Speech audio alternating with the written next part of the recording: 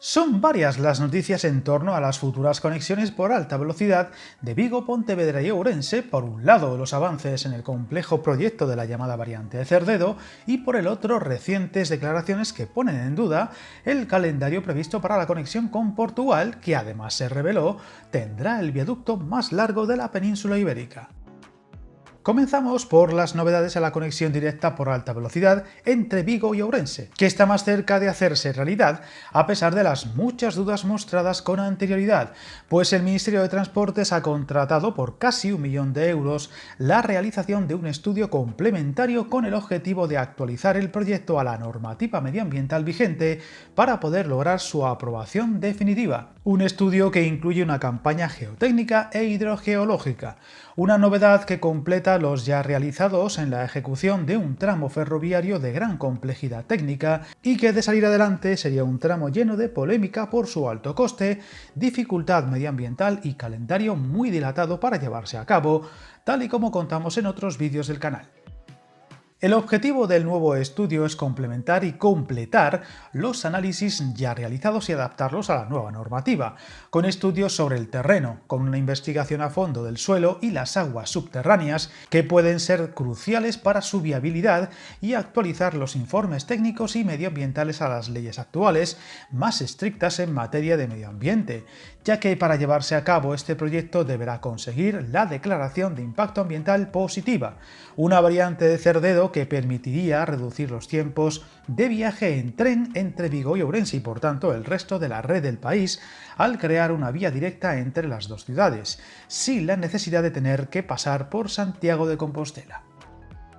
Viajar en tren nunca fue tan fácil. En trenes.com encuentra y reserva tus billetes de Renfe, Wigo, Irio y muchos otros países europeos. Vive experiencias únicas a bordo y recuerda, si vas sobre raíles, está en trenes.com.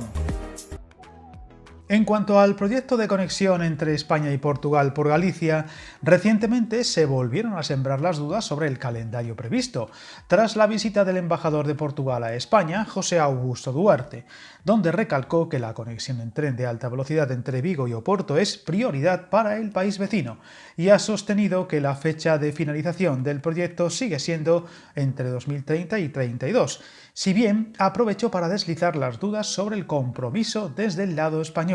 al priorizarse desde nuestro país la conexión vía Badajoz con Lisboa. De hecho, el embajador recalcó que el norte portugués tiene más población y, según palabras textuales, no podemos comenzar una conexión a Madrid sin haber empezado la comunicación a Oporto y después la comunicación en Vigo, por ser donde tenemos la mayor conexión entre Portugal y España. Estas afirmaciones llegaron tras dejarse caer algunas dudas sobre el calendario previsto por la dificultad de tramos como la salida sur de Vigo, que algunos expertos dudan de su viabilidad dentro de esos plazos previstos. De hecho, recientemente se supo que en el tramo entre la ciudad de Las Bateas y la frontera portuguesa se construirá el viaducto más largo para una línea de alta velocidad en España, situándose prácticamente en el centro de los 140 kilómetros de nuevo trazado entre Vigo y Oporto, concretamente el nuevo puente internacional sobre el río Miño, el viaducto que conectará los dos países y supondrá un hito social y técnico, ya que de acuerdo a los datos publicados, será dentro de los de carácter ferroviario el de mayor longitud de toda la península ibérica, con unos imponentes 4.324 metros entre Tui y Valencia, superando así el que salva el río Guadalete en el Portal, de 3.221 metros en la línea Sevilla-Cádiz, una información que se pudo conocer tras la licitación del estudio informativo entre Oporriño y la frontera portuguesa.